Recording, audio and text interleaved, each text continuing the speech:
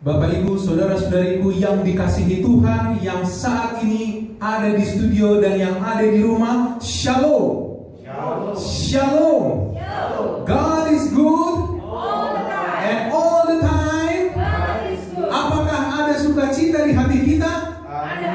Jikalau ada sukacita, saya mengajak kita semua, baik yang ada di studio maupun yang ada di rumah, mari kita menarik pipi kita ke kiri dan ke kanan dengan senyum yang manis dan lebar sambil mengatakan haleluya, praise the Lord. 3 ya. Haleluya, praise the Lord. Amin, saudaraku sekalian. Pertama-tama saya ingin mengucapkan terima kasih kepada Kak Elvin yang sudah membawakan lagu pujian. Kiranya itu boleh mengangkat jiwa kita lebih dekat dengan hadirat Tuhan. Amin. Saya juga ingin mengucapkan terima kasih kepada Ebenezer Ministry yang telah memberikan kesempatan bagi saya pada siang ini untuk melayani. Judul renungan firman Tuhan pada saat ini ialah Whiter than Snow. Mohon abaikan warna kulit saya, namun mari katakan bersama-sama dengan saya, whiter than snow. 3 ya. Whiter than snow. Mari kita sama-sama berdoa. Bapa di surga, hamba-Mu hanyalah manusia berdosa, memerlukan urapan dan tuntunan Roh Kudus.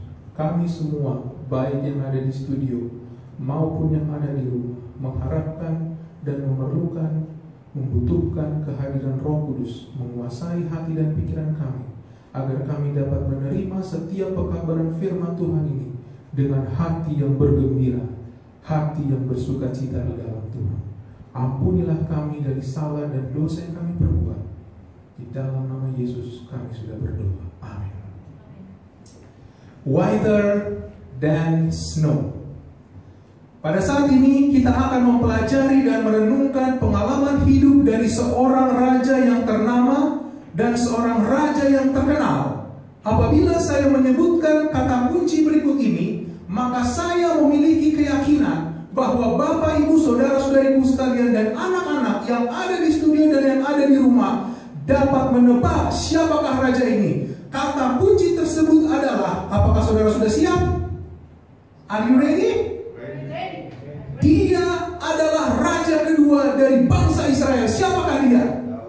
Ya, betul sekali. Dia adalah Raja Daud yang dicatat dalam Alkitab. Sebelum Daud menjadi raja, nama Daud telah harum dan dikenal. Bahkan buku 1 Samuel pasal yang ke-18 mengatakan bahwa perempuan-perempuan itu menari-nari dan bernyanyi-nyanyi sambil mengatakan, Saul mengalahkan beribu-ribu, Daud mengalahkan berlaksa-laksa. Sambil menari-nyanyi, perempuan itu berkata, Saul mengalahkan beribu-ribu, Daud mengalahkan berlaksa-laksa. Nyanyian dan tarian dari perempuan-perempuan ini adalah suatu euforia, suatu ungkapan kebahagiaan ketika mereka melihat Daud kembali setelah mengalahkan orang Filistin itu.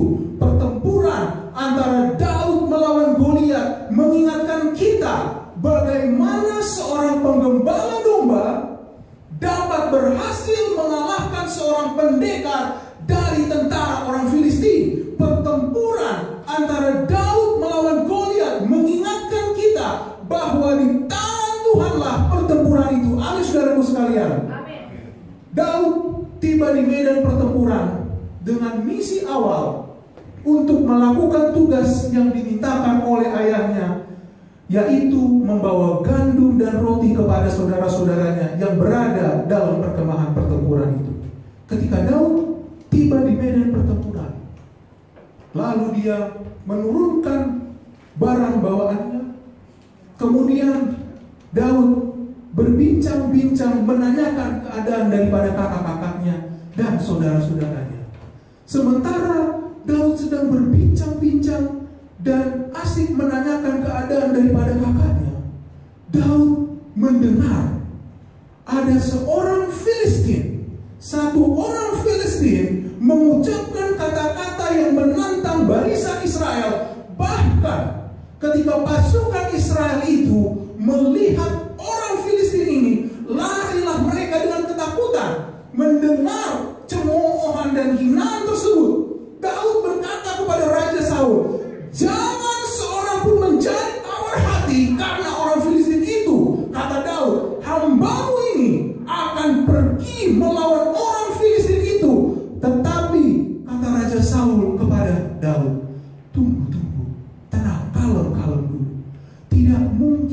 engkau dapat mengalahkan orang Filistin itu dan melawan dia. Daud, engkau masih sangat muda. Lagi pula, lawan yang engkau hadapi adalah seorang yang dari masa mudanya sudah menjadi prajurit. Dan inilah yang diungkapkan Daud, yang kiranya bisa menjadi pelajaran rohani bagi kita. Daud mengatakan, hambamu ini biasa menggembalakan kambing domba ayah hambamu. Apabila datang singa atau beruang yang menerkam seekor domba dari kawanannya, maka aku akan mengejarnya, menghajarnya, dan melepaskan domba itu dari mulutnya. Kemudian raja kata Daud, kalau singa dan beruang itu berdiri dan menyerang aku, maka aku akan menangkap janggutnya dan menghajarnya lalu membunuhnya. Kata Daud, Tuhan yang telah melepaskan aku dari cakar singa dan dari cakar beruang, Tuhan yang sama juga yang akan melepaskan aku dari tangan orang Filistin itu. Jawaban Daud merupakan suatu testimoni, suatu pengalaman hidupnya bersama dengan Tuhan sebagai seorang penggembala domba. Medan pertempuran, saya katakan kembali, medan pertempuran digunakan oleh Daud untuk menceritakan pengalaman hidupnya bersama dengan Tuhan. Amin, saudaraku sekalian. Daud tidak gentar, Daud tidak takut, bahkan Daud tidak mundur satu langkah pun. Satu langkah pun Daud tidak mundur, karena Daud memiliki pengalaman berjalan bersama dengan Tuhan. Daud memiliki keyakinan, saudaraku sekalian. Sebelum dia maju, Daud memiliki keyakinan yang pasti. Tuhan yang telah melepaskan dia pada masa lalu, Tuhan yang sama juga, haleluya, yang akan melepaskan dia dan memberikan kepadanya kemenangan. Amin, saudaraku sekalian. Dan bagi kita pada saat ini, sebuah nasihat dari seorang penulis ternama yaitu Ellen G. White mengatakan, we have nothing to fear for the future except we forget the way the Lord led us in our past history. Kita tidak perlu takut akan hari esok kecuali akan penyertaan Tuhan pada masa lalu. Amin, saudaraku. Namun bisa saja dalam perjalanan hidup kita, bila mana badai kehidupan itu datang menerpa hidup kita, mengombang-ambingkan percaya kita akan kebaikan dan kuasa Tuhan pada masa sekarang ini, marilah kita mengingat penyertaan Tuhan pada masa lalu dengan giat dan rajin bernyanyi. Come your blessings, name them one by one. Come your blessings, see what God has done. Come your blessings, name them one by one, and it will surprise you what the Lord has done. Bila kehidupanmu bergelombang, bila tawar hati dan rasa tasnah, hitung satu-satu segala berkat-Mu, dan lihatlah kasih Tuhan padamu. Hitung satu-satu berkat-Mu yang diberikan Tuhan setiap waktu. Satu-satu hitung berkat-Mu, dan lihatlah kasih Tuhan padamu. Pengalaman Daud sebelum menjadi raja, pada saat dia menjalani profesi sebagai seorang penggembala domba, Daud menuliskan sebuah pemazmur yang sudah tidak asing bagi kita, yang tercatat di dalam Mazmur pasal 23 ayat yang Mazmur pasal 23, yaitu Tuhan adalah gembalaku. Dikatakan dalam Mazmur pasal 23 ayat yang pertama, Tuhan adalah gembalaku, takkan kekurangan aku. The Lord is my shepherd, I shall not want. Dalam pengalamannya sebagai seorang penggembala domba, Daud mampu menuliskan, surely goodness and mercy shall follow me all the days of my life. Bagi Daud, goodness and mercy akan mengikutinya apapun profesi yang Daud lakukan. Karena bagi Daud, asalkan saya menjadikan Tuhan sebagai gembala hidup saya, maka kebajikan, kemurahan akan mengikuti Daud. Bagi Daud, sepanjang saya mendengar suara Tuhan dan melakukannya, maka kebajikan dan kemurahan akan mengikuti aku. Bapak Ibu saudara-saudariku sekalian, Daud menuliskan, surely goodness and mercy shall follow me all the days of my life. Bukan pada saat masa keemasan dan kemasyurannya sebagai seorang raja. Karena bagi Daud, hidup ini bukan perihal kantong tebal, hidup ini bukan perihal kemasyuran, hidup ini bukan perihal jabatan. Karena faktanya, ketika Daud telah mendapat urapan dari Tuhan melalui Nabi Samuel untuk menggantikan Raja Saul, Daud tetap menunggu waktunya Tuhan. Dan Daud tidak melakukan kudeta untuk menggulingkan Raja Saul. Bahkan Daud tetap menghormati Raja Saul dengan mengatakan, siapakah yang dapat menjamah orang yang diurapi Tuhan? Bagi Daud, hidup ini bukan perihal kemasyuran dan nama terkenal. Namun bagi Daud, menjadikan Tuhan sebagai gembala dan penuntun kehidupannya, itulah yang utama. Bahkan bagi Daud, saudara-saudariku sekalian, sekalipun bagi Daud, sekalipun saya harus berjalan dalam lembah kegelapan hidup ini, Daud yakin, saudaraku sekalian, bahwa surely goodness and mercy shall follow me. Itu berarti ketika Daud berada dalam lembah kegelapan, Daud tidak takut bahaya. Karena Daud memiliki keyakinan, sepanjang saya menjadikan Tuhan sebagai gembala dan penuntun hidup saya, maka dalam lembah kegelapan pun goodness and mercy akan mengikutinya.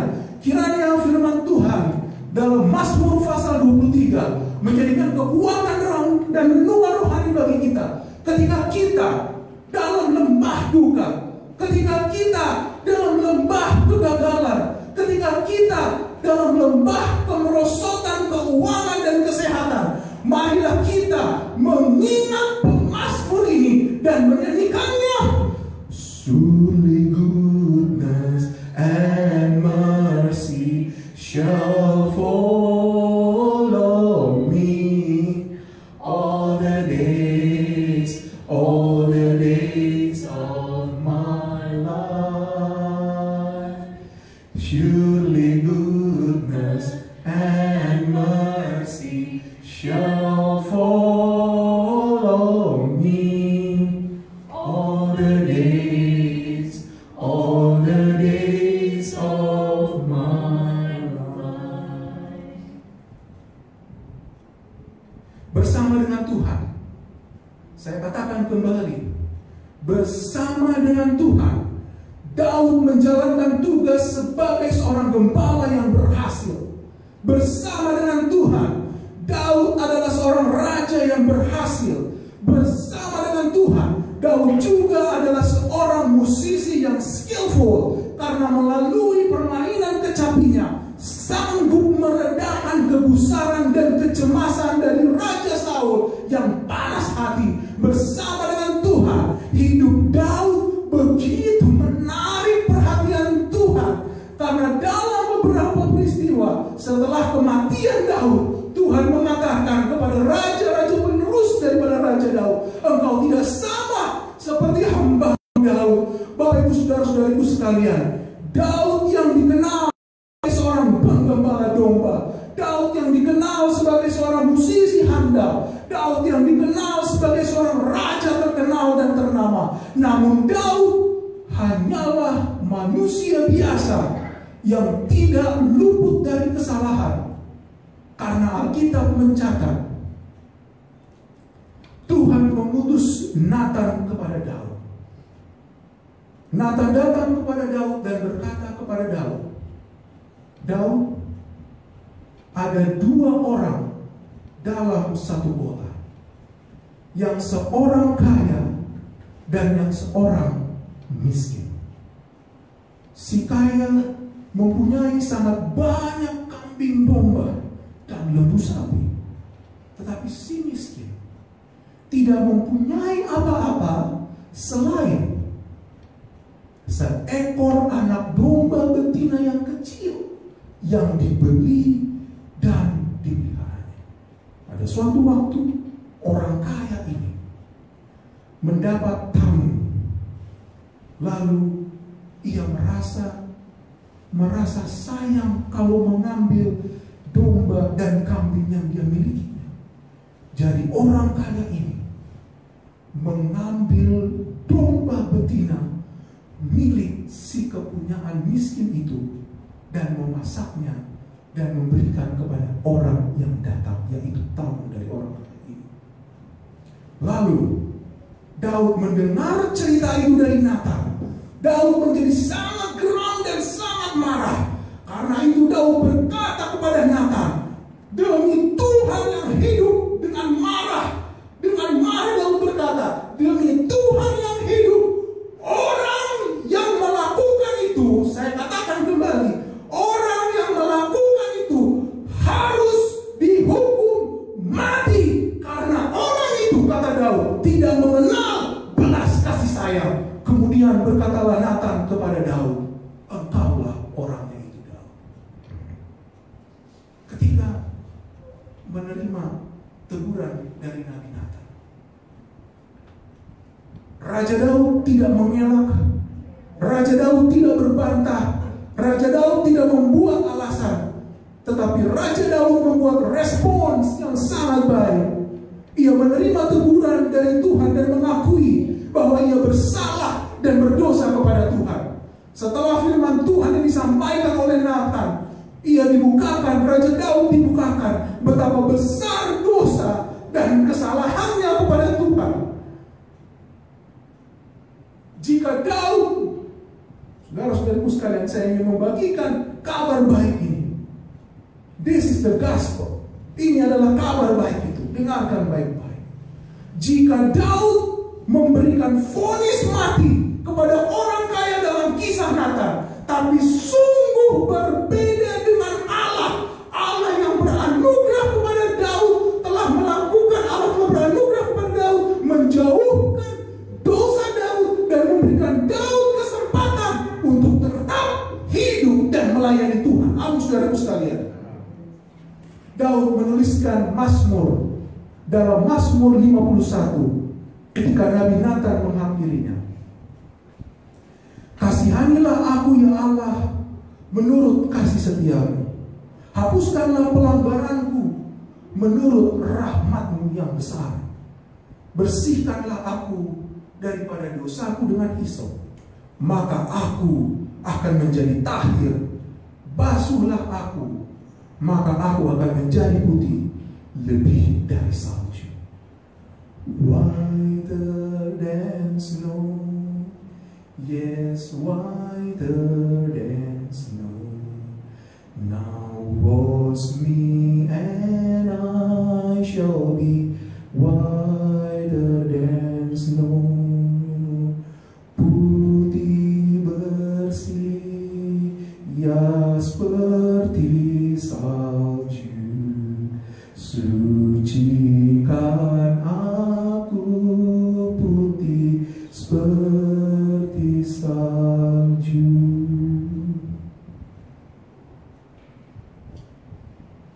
Pengampunan dari Tuhan atas kesalahan dan pelanggaran Daud kiranya dapat memberikan bagi kita sesuatu kekuatan dan pengharapan bagi kita.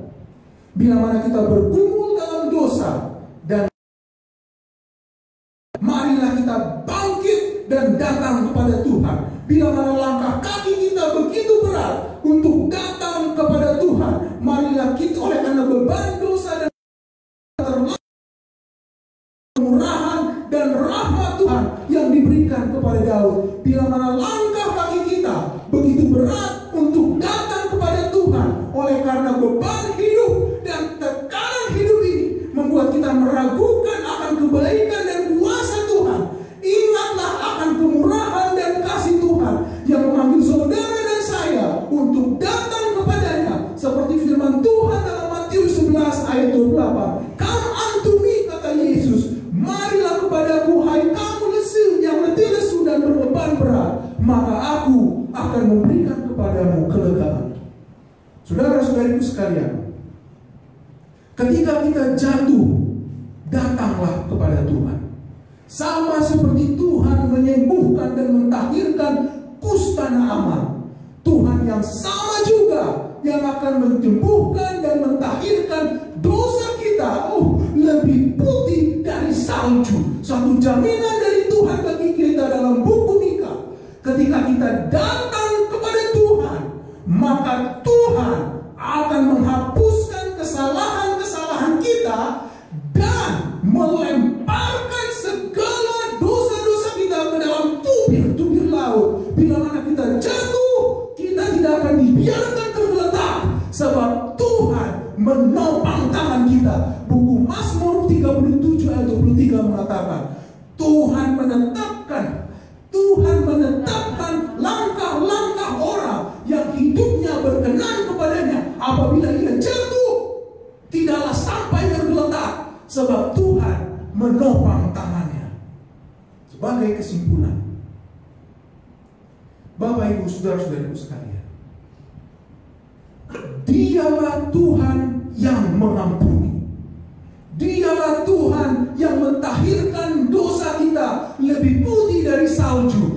Dialah Tuhan yang membuang segala dosa kita ke dalam tubir laut. Dialah Tuhan kita ketika kita jatuh, Dia tidak membiarkan kita tergeletak.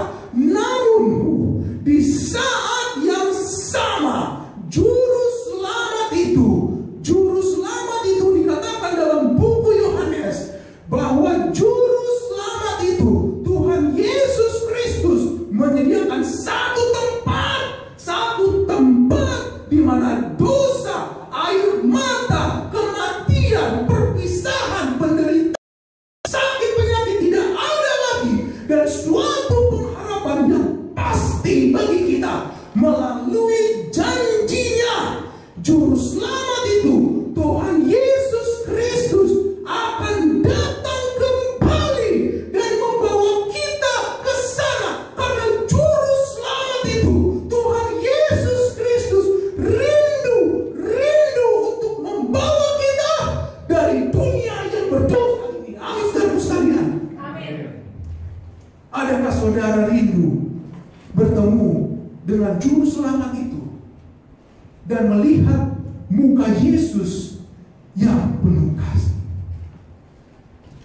Dan lihat muka Yesus yang penuh kasih, seberang langit biru nanti, somewhere beyond the blue.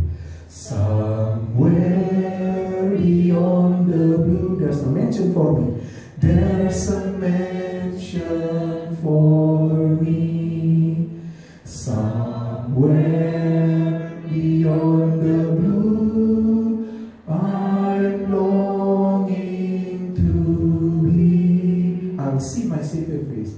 I'll see my Savior and sing of saving grace. And sing of saving grace, somewhere beyond the blue, someday.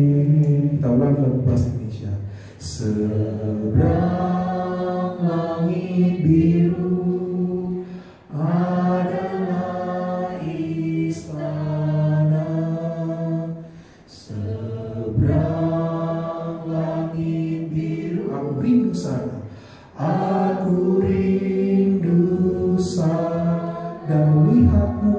Yesus, dan lihat muka Yesus yang penuh kasih, seberang langit biru nanti. Kiranya pekabaran firman Tuhan, whiter than snow, akan selalu tertanam dalam hati kita, agar dalam setiap keadaan apapun kita akan tetap bangkit. Kalaupun kita harus jatuh, kita akan bangkit, dan kita tidak akan melupakan Tuhan, melainkan selalu datang kepada Tuhan. Whiter than snow, somewhere beyond the blue, dan lihat muka Yesus yang penuh kasih, seberang langit biru nanti. Saya bawa dalam nama Yesus. Amin.